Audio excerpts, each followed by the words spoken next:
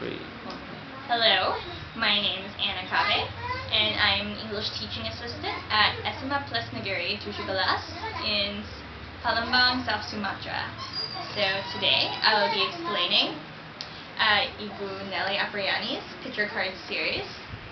These are a series of cards, which you can see right here with pictures on them, and they are to help guide students with report text.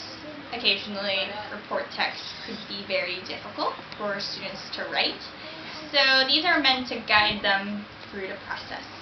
So to start with, the way they work is first you pick a card, and there are several different types of classifications, like plants, animals, or people. So for instance, I have here a mangrove tree, and on the back are some keywords.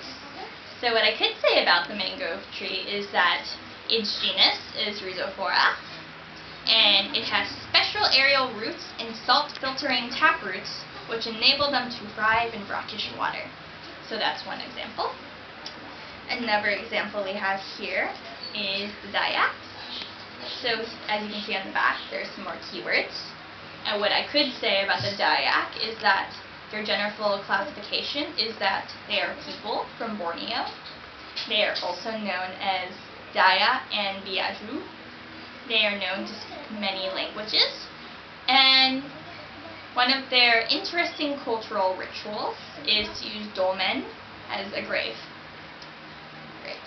And finally, what we have here are cats.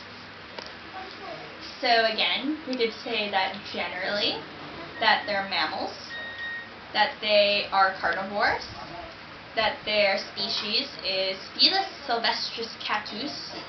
They are a very popular pet with people, and their diet includes a lot of fish. So as you can see, these are a great guide for students to write report text, and so thank you to Ibu Nelly for creating these aids.